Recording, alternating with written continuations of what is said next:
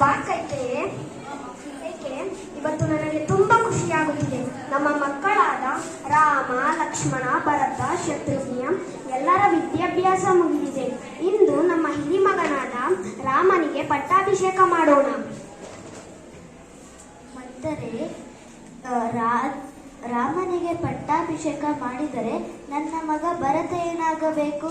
ಇಲ್ಲ, ಇದು ಸಾಧ್ಯವಿಲ್ಲ. ಮಹಾರಾಜರೇ, ನೀವು ಯುದ್ಧ ಕಾಲದಲ್ಲಿ ನನಗೆ 2 ಮಾತು ಕೊಟ್ಟಿದ್ದೀರಲ್ಲ.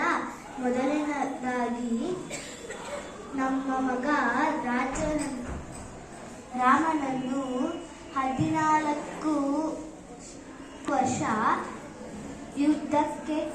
ವರ್ಷ ವನವಾಸಕ್ಕೆ ಕಳಿಸಬೇಕು.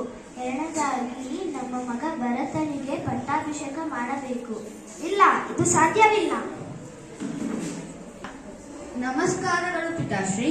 ಏನಿದು ರಾಮ, ಸನ್ಯಾಸಿಯ ವೇಷ? ಪಿತಾಶ್ರೀ, ಮಾತೆ ಕೈಕೇಯಿಯ ಆಸೆಯಂತೆಯೇ ಭರತನನ್ನೇ ರಾಜನಾಗಿ ಮಾಡಿ ನಾನು ವನವಾಸಕ್ಕೆ ಹೊರಡುತ್ತೇನೆ. ರಾಮ, ನನ್ನನ್ನು ಕ್ಷಮಿಸಿ ಬಿಡು.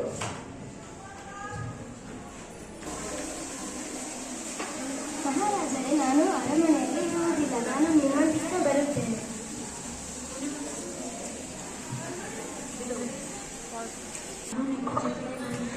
ನಿಮ್ಮ ಇಚ್ಛೆಯಂತೆಯೇ ಆಗಲಿ. ಬನ್ನಿ, ಕಾಡಿಗೆ ಹೊರಡೋಣ. ಮಹಾರಾಜರೇ, ನಾನು ಒಂದು ಚಿನ್ನದ ಜಿಂಕೆಯನ್ನು ನೋಡಿದೆ. ನನಗೆ ಅದನ್ನು ತಂದುಕೊಡಿ. ಸೀತೆ, ನಿನ್ನ ಇಚ್ಛೆಯಂತೆಯೇ ಆಗಲಿ.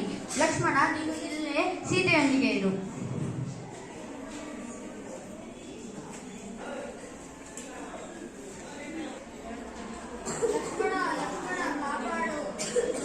ಲಕ್ಷ್ಮಣ, ನಿಮ್ಮ ಅಣ್ಣನಿಗೆ ಏನಾಗಿದೆ ಎಂದು ಹೋಗಿ ನೋಡಿಕೊಂಡು ಬಾ.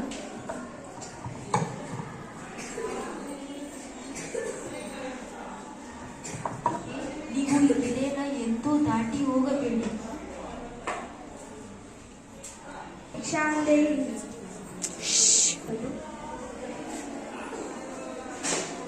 ನಾನೇ ಬಂದೆ.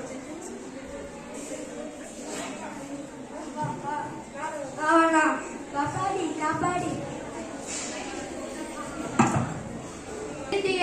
ಸೀತೆ, ಸೀತೆ,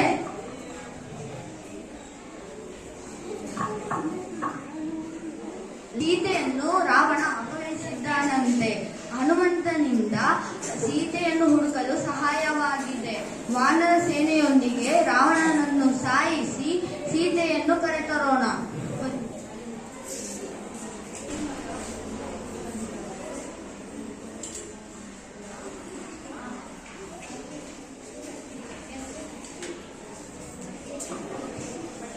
ಲಕ್ಷ್ಮಣ, ಸೀತೆ, ಇಲ್ಲಿಗೆ ನಮ್ಮ ವನವಾಸ ಮುಗಿಯಿತು. ಬನ್ನಿ, ಅಯೋಧ್ಯೆಗೆ ಹೊರಡೋಣ. ಧನ್ಯವಾದಗಳು.